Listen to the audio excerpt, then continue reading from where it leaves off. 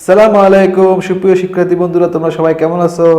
আশা করি সবাই ভালো আছো। আর যারা চ্যানেলের পক্ষ থেকে আমি রাজল সবাইকে জানাই আন্তরিক ভালোবাসা আর শুভেচ্ছা।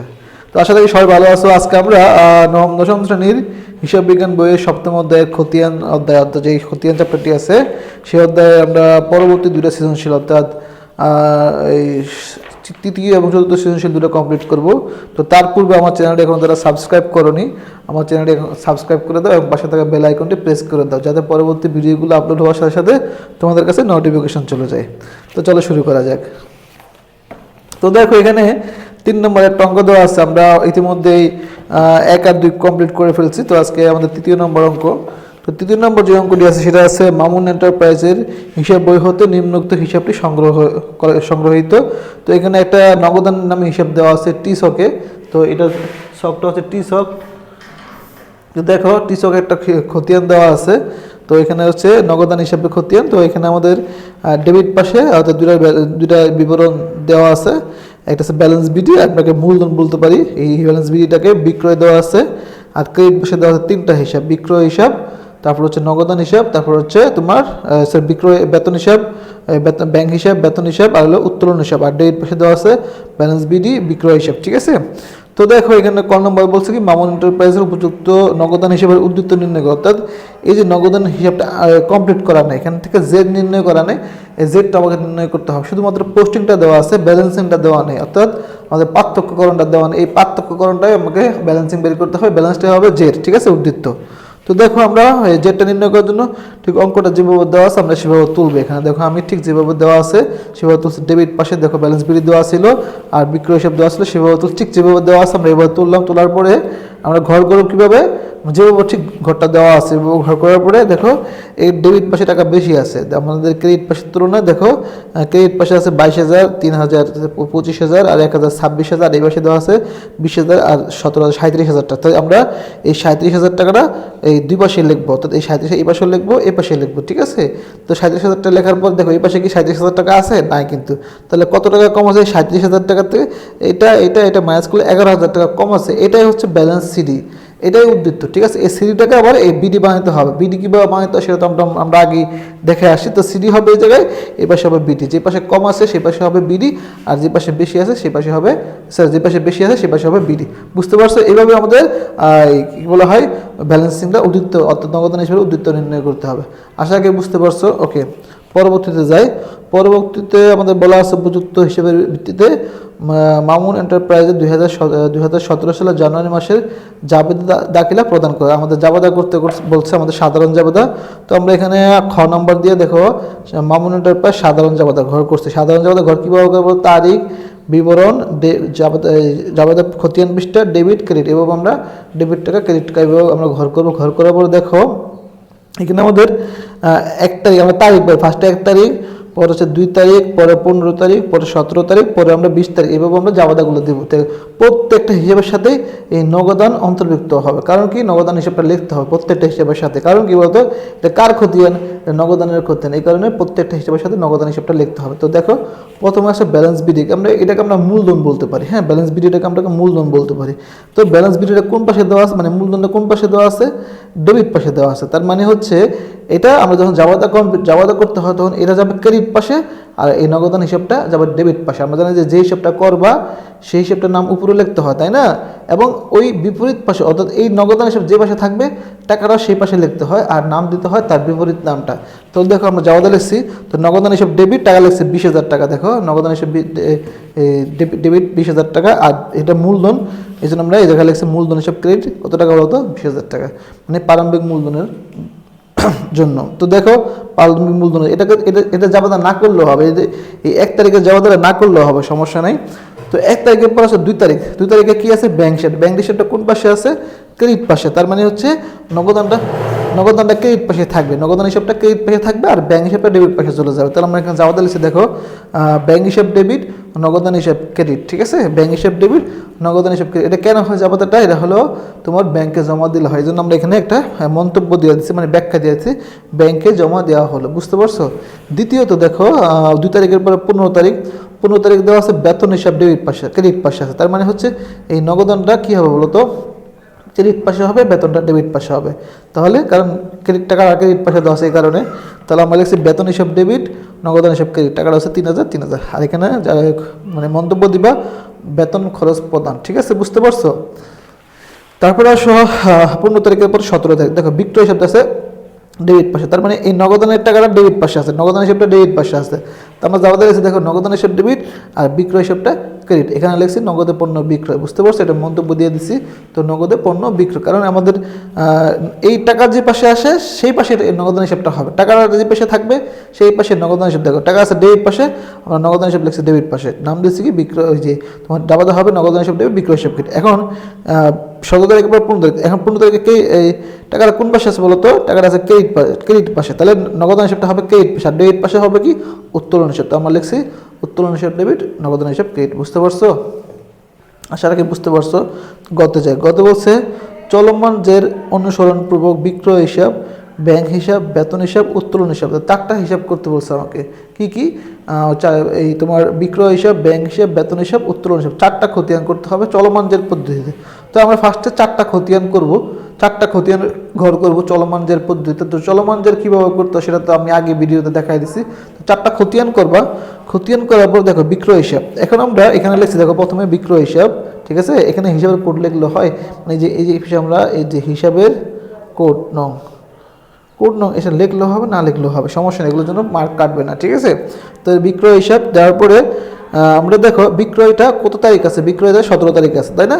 তাহলে বিক্রয় ছিল কোন পাশে বলো তো? ক্রেডিট পাশে, টাকা কত? 17,000। তাহলে দেখো ক্রেডিট পাশে টাকা, এখানে এটা ক্রেডিট, এ পাশেও ক্রেডিট, আর নাম কি হবে বলো তো? নাম হবে তার অপোজিট পাশের নাম, নগদান হিসাবটা। ঠিক আছে, বুঝতে পারছো? আর কোনো বিক্রয় হিসাব নাই, অঙ্কের মধ্যে আর কোনো বিক্রয় হিসাব নাই, সেজন্য একটা এন্ট্রি দিয়ে আমাদের কাজ কমপ্লিট হয়ে গেছে।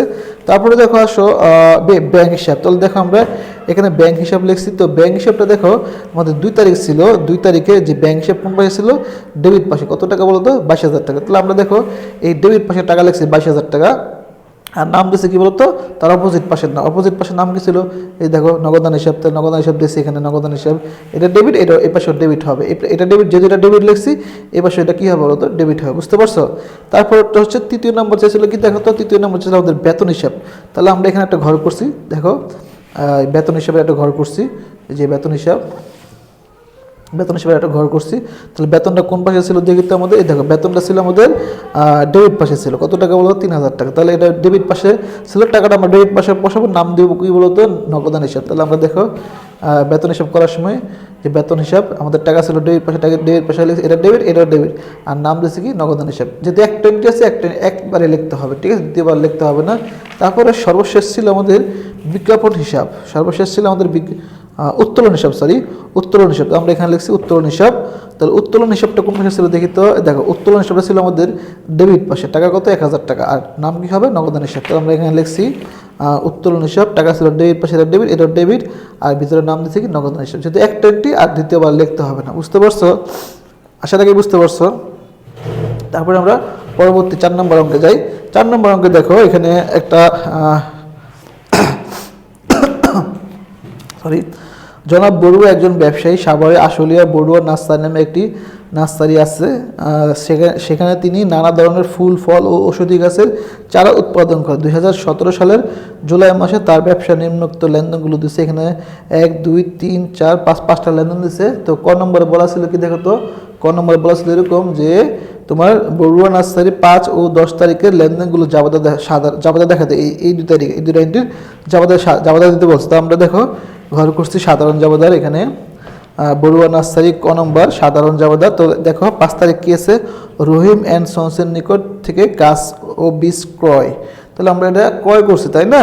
তাহলে দেখো রহিম অ্যান্ড সন্সের নিকট থেকে গাছ ও বীজ ক্রয়, আমরা এটা বাকিতে ক্রয় করছি। আসলে এটা ক্রয় জাবাদা হয়তো, কিন্তু আমি সাধারণ জাবাদা করছি, এখানে সাধারণ জাবাদা করতে বলছে।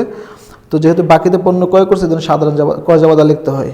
যাক, এখানে সাধারণ জাবাদা মানে লেনদেনগুলো জাবাদা, যেহেতু সাধারণ ক্রয় জাবাদার কথা বলা হয় না, তাহলে সাধারণ জাবাদা করতে হবে। রহিম অ্যান্ড সন্সের নিকট থেকে গাছ ও বীজ ক্রয়, তাহলে এখানে ক্রয় করছি বাকিতে, যেহেতু রহিম অ্যান্ড সন্স থেকে নগদ কথাটা উল্লেখ করে, তাহলে বাকিতে করছি, তাহলে জাবাদা হবে। যেহেতু পণ্য ক্রয় করছি, যে কোনো ক্রয় ডেবিট, তাহলে এখানে দেখো আমাদের ক্রয় হিসাব ডেবিট, ক্রয় হিসাব ডেবিট, যেহেতু ক্রয় করছি, ক্রয় একটা ব্যয় বৃদ্ধি পাইছে, ব্যয় ক্রয় হিসাব ডেবিট। যেহেতু এখানে বাকিতে করছি, কার থেকে ক্রয় করছি? Rahim and sons. Rahim and sons আমার কাছে মানে পাওনাদার, ঠিক আছে, রহিম অ্যান্ড সন্স একটা পাওনাদার দায় বৃদ্ধি পাইছে। তাই দায়টা কি নামে বৃদ্ধি পাইছে? এই রহিম অ্যান্ড সন্স অথবা পাওনাদার নাম। এখানে পাওনাদার মানে রহিম, তাহলে আমরা এখানে পাওনাদার হিসাব ক্রেডিট পাশে দিয়ে দিলাম। দায় বৃদ্ধি পাইলে দায় বৃদ্ধি পাইলে কি হয় বলতো? ক্রেডিট পাশে হয়, তাই না?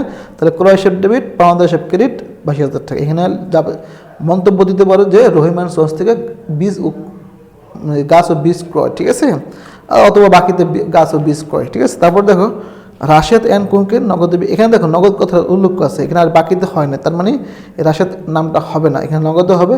যেহেতু বিক্রয় করছে, আয় হয়েছে, আয় হলে ক্রেডিট পাশে চলে যায়, বিক্রয়টা ক্রেডিট পাশে চলে যাবে। আর যেহেতু নগদ টাকা বৃদ্ধি পাইছে কারবারে, নগদান হিসাবে হবে ডেবিট। তাহলে আমরা এখানে যাওয়াতে লিখছি নগদান হিসাব ডেবিট, বিক্রয় হিসাব ক্রেডিট, টাকা হচ্ছে 37,000 টাকা। বুঝতে পারছো? আচ্ছা, তারপরে আমাদের ক্ষতে বলা আছে, দেখো ক্ষতে বলা আছে এরকম, রহিম অ্যান্ড সন্স হিসাব এবং ও নগদান হিসাব টিসকে খতিয়ানভুক্ত করে। তো রহিম অ্যান্ড সন্স মানে এখানে পাওনাদার, ঠিক আছে। রহিম অ্যান্ড সন্স মানে কি বলতো? রহিম অ্যান্ড সন্স মানে এখানে পাওনাদার। তো তো দেখো আমরা এখানে পাওনাদার হিসাব দিছি, অথবা এখানে রহিম অ্যান্ড সন্স দিলেও হবে, সমস্যা নেই।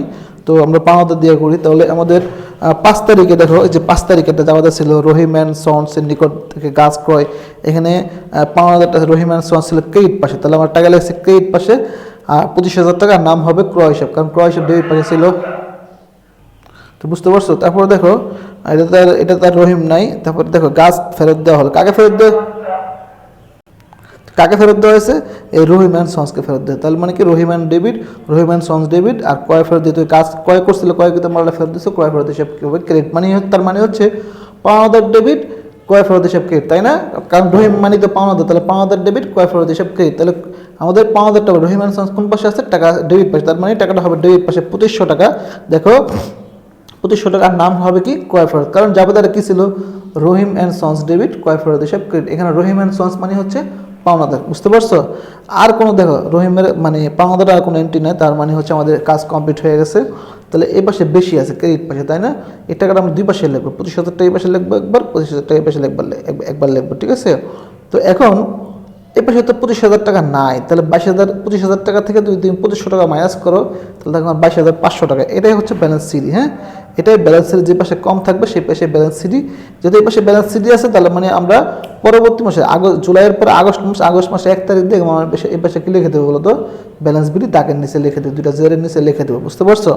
ওকে, তারপরে যে আমরা আরটা কি করতে বলছি দেখি তো, নগদান হিসাব, ঠিক আছে। কি বলছে? নগদান হিসাব। তো আমরা নগদান হিসাবে ঘর করছি, এখানে দেখো নগদান হিসাব সেমভাবে ঘর করলাম। টিসকের তারিখ বিবরণ জাবেদা পৃষ্ঠার টাকা, তারিখ বিবরণ জাবেদা পৃষ্ঠার টাকা, ডেবিট ক্রেডিট। তাহলে আমরা দেখো এই যে 10 তারিখে নগদান হিসাবটা আছে, তাই না? জাবেদা করছিলাম যখন, তখন এখানে জাবেদা কি ছিল? আশাদান কোঙ্কের নিকট থেকে নগদ পণ্য বিক্রয়, তাহলে নগদান হিসাব ডেবিট, বিক্রয় হিসাব ক্রেডিট। নগদান কোন পাশে আছে বলো তো? ডেবিট পাশে, টাকা লাগছে ডেবিট পাশে, দেখো 37,000 টাকা, নাম দিছি বিক্রয় হিসাব। বুঝতে পারছো? ঠিক আছে। তারপর দেখো এটাতে আমাদের নগদ কথাটা নাই, এই যে কাজ ফেরত দেওয়া হয়েছে। তারপর 30 তারিখ কর্মচারীর বেতন দেওয়া হলে, এটা যাবাতে কি হবে? বেতন হিসাব ডেবিট, নগদান হিসাব ক্রেডিট। এখানে নগদ কথাটা উল্লেখ আছে, নগদান কোন পাশে আছে বলতে? ক্রেডিট পাশে, টাকা লাগছে দেখো 30 তারিখ দিয়ে বেতন হিসাব 4,500 টাকা, আর নাম হবে কি? বেতন হিসাব, ডেবিট পাশের নামটা হবে, ঠিক আছে। তারপর ওদের বিজ্ঞাপন বা ব্যয়, তাহলে এটা যাবাতে কি হবে? বিজ্ঞাপন হিসাব ডেবিট, নগদান হিসাব ক্রেডিট। এখানে নগদান ক্রেডিট পাশে আছে, 1,500 টাকা লিখে দিলাম, আর নাম হবে কি বলতো? ডেবিট পাশের নামটা, বিজ্ঞাপন হিসাবটা। বুঝতে পারছো? তাহলে বিজ্ঞাপন হিসাবটা এখানে লিখে দিলাম। বুঝতে পারছো? এটা আশা রাখি সবাই বুঝতে পারছো। তো দেখো এখানে আমাদের 37,000 টাকা এই পাশে ডেবিট পাশে বেশি আছে, তার মানে আমাদের এই ডেবিট পাশের টাকা দুই পাশে লিখতে হবে। 37,000 টাকা এই পাশে একবার, এই পাশে একবার। তাহলে এখন এই পাশে তো 37,000 টাকা নাই, এই পাশে আছে 4,500, আর 1,500 যোগ করলে 6,000 টাকা হয়। এই পাশে 6,000 টাকা, তাহলে 37,000 টাকা থেকে যদি তুমি 6,000 টাকা মাইনাস করো, তাহলে থাকে আমার 31,000 টাকা। এটাই হচ্ছে ব্যালেন্স সিডি। এই সিডিটারে এই পাশে ব্যালেন্স বিডি বানাতে হবে। দেখো আমাদের একটা দায়, এটা ক্রেডিট ব্যালেন্স প্রকাশ করছে, ঠিক আছে। আর এই নগদান একটা সম্পদ, এটা ডেবিট ব্যালেন্স প্রকাশ করছে। বুঝতে পারছো? তাহলে এটা সিডিটা এর পাশে পাশে বিডি বানায় ফেলবো, ঠিক আছে। আশা রাখি বুঝতে পারছো। তারপরে আমাদের দেখো কি বলছে ঘ নম্বরে বলছে ক্রয় হিসাব, বিক্রয় হিসাব, বেতন হিসাব, বিজ্ঞাপন হিসাব, চলমান জের প্রস্তুত করতে বলছে। তাহলে আমরা 4টা চলমান জেরের খতিয়ান করব। তার নম্বরে ফার্স্ট তো চলমান জের কীভাবে করতে চাই তা আর বিস্তারিত বুঝাইতে হবে, তোমরা সবই জানো। তো আমি শুধু বুঝাই দিচ্ছি। দেখো ক্রয় হিসাবটা আমরা করব। তো আমরা এখানে ক্রয় হিসাব লিখছি, ঘরটা করছি, ঘর করার পর দেখো ক্রয় হিসাব একবারে ছিল, সেটা হচ্ছে 5 তারিখে। তাহলে আমরা এখানে তারিখ লিখছি, তারিখ তোমার কি বলা হয়? দেখো তারিখ হচ্ছে তোমার জুলাই 5, হ্যাঁ জুলাই 5, এই পাশে জুলাই 5। তো এখানে দেখো আমাদের যাবতীয় ছিল ক্রয় হিসাব ডেবিট, পাওনাদার হিসাব ক্রেডিট। তাহলে ক্রয় ডেবিট পাশে ছিল, ক্রয় ডেবিট পাশে লেখছে টাকা, লেখছে ডেবিট পাশে, এটা ডেবিট, এটা ডেবিট, এটাও ডেবিট, আর নাম লেখছে কি পাওনাদার। বুঝতে পারছো? তারপরে আমাদের পরবর্তী এন্ট্রিতে যাই। পরবর্তী এন্ট্রিতে আমাদের বলা আছে এরকম যে বিক্রয় হিসাব। তাহলে আমরা বিক্রয় হিসাবটা লিখলাম উপরে। তো বিক্রয় হিসাব কয়বার আছে? একবারে। দেখো, রাশেদান কোঙ্কের নিকট নগদে বিক্রয় করা হয়েছে। তাহলে বিক্রয় করা হয়েছে, যাবাদা কি হবে?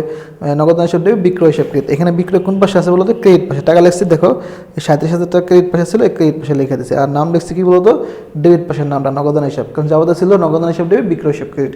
তাহলে বিক্রয় ক্রেডিট পাশে ছিল, টাকা লিখছে ক্রেডিট পাশের নাম হবে নগদান হিসাব। বুঝতে পারছো? তারপরটা দেখো আমাদের বেতন হিসাব। আমরা এখানে লিখছি বেতন হিসাব। তাহলে একটা এন্ট্রিতে বেতন হিসাব ছিল, সেটা হচ্ছে 30 তারিখে বেতন ডেবিট, নগদান ক্রেডিট। যেহেতু বেতন ডেবিট পাশে ছিল, আমার টাকা লাগছে ডেবিট পাশে, এটা ডেবিট, এটাও ডেবিট, আর নাম হবে কি বলতো? নগদান হিসাব। বুঝতে পারছো? জুলাইয়ের 30 তারিখ দেওয়া। তারপর আবার কি বলছে? বিজ্ঞাপন হিসাব। তাহলে এটা যাবাদা কি ছিল? বিজ্ঞাপন ডেবিট, বিজ্ঞাপন ডেবিট, নগদান হিসাব ক্রেডিট। তাহলে আমরা সেমভাবে দেখো বিজ্ঞাপন এখানে লিখছি, এখানে লিখছে বিজ্ঞাপন। তো বিজ্ঞাপন দেওয়ার পরে আমরা বিজ্ঞাপন হিসাব লেখার পরে বিজ্ঞাপনটা কোন পাশে ছিল? যাবাদা করার সময় ডেবিট পাশে, টাকা লাগছে ডেবিট পাশে 1500 টাকা, এটা ডেবিট, এটা ডেবিট, আর নাম কি হবে? নগদান হিসাব। কারণ নগদান বিজ্ঞাপন হিসাব ডেবিট, নগদান হিসাব ভিতরে হবে নগদান হিসাব। তাহলে আমরা ডেবিট পাশে টাকা লিখে দিলাম, ডেবিট পাশে টাকা লিখে দিলাম, যদি একটা এন্ট্রি এখানে শেষ, কমপ্লিট। তো দেখো, আসার আগে সবাই বুঝতে পারছো এই দুইটা এন্ট্রি, তোমার বাসায় একটি প্র্যাকটিস করবা, মানে দুইটা অঙ্ক তোমরা বুঝতে পারছো। তো বাসায় একটু প্র্যাকটিস করো, পরবর্তীতে আমরা নতুন চ্যাপ্টার নিয়ে আলোচনা করবো। আজকে পর্যন্ত আল্লাহ হাফেজ, আসসালামু আলাইকুম। আর অবশ্যই হ্যাঁ, আমার ভিডিও যদি তোমাদের ভালো লেগে থাকে, লাইক কমেন্ট শেয়ার করে দিবা। আসসালামু আলাইকুম।